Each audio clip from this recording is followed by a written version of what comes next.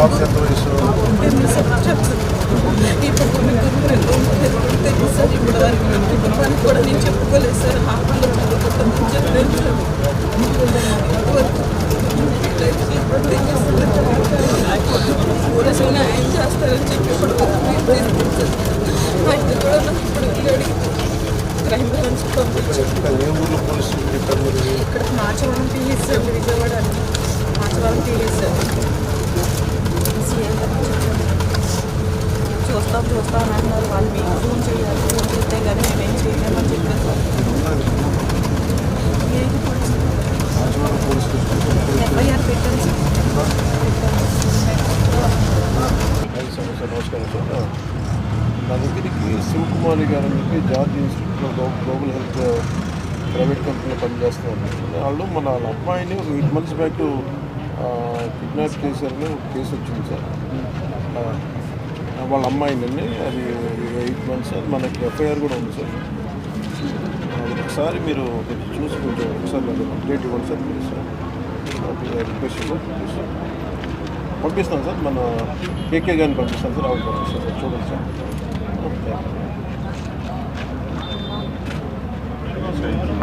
మీరు వెళ్ళండి అమ్మా. అమ్మాయిని ట్రాప్ చేసి తీసుకెళ్తున్నారు. అది మా ఊళ్ళో అక్టోబర్ 8 కేసు ఫైల్ చేసిన తర్వాత 3వ రోజు హైదరాబాద్ ట్రేస్ అవుట్ అయ్యారు సార్. ట్రేస్ అవుట్ అయితే అక్కడ ఏమీ మాకు తెలియదు అని చెప్పేసి అక్కడికి ఏం చేస్తారు. ఇన్ని రోజుల నుంచి నా పిల్లలు బాబుకి ఎంత వయసు? 8 సంవత్సరాలు. ఇప్పుడు తెలుసు సార్. ఇప్పుడు వరకు మేము కుటుంబానికి కూడా నేను చెప్పుకోలేదు సార్. హాస్పిటల్లో చదువుకుంటామని చెప్పలేదు సార్. ఇంతవరకు పోలీసులు న్యాయం చేస్తారని చెప్పి ఇప్పుడు మా ఇంటి కూడా నాకు ఇప్పుడు వెళ్ళాడు. క్రైమ్ బ్రాంచ్ పంపించారు. ఏ ఊర్లో పోలీసులు చెప్పారు మీరు? ఇక్కడ Machavaram PS sir, Vijayawada Machavaram PS sir. చూస్తాం అని అన్నారు. వాళ్ళు మీకు ఫోన్ చేయాలి, ఫోన్ చేస్తే కానీ మేమేం చేయలేమని చెప్పారు సార్. ఎఫ్ఐఆర్ పెట్టాను సార్. నమస్కారం సార్.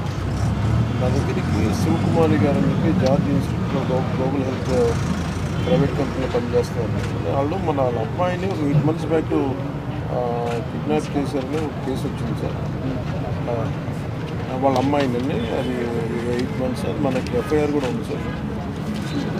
ఒకసారి మీరు చూసి కొంచెం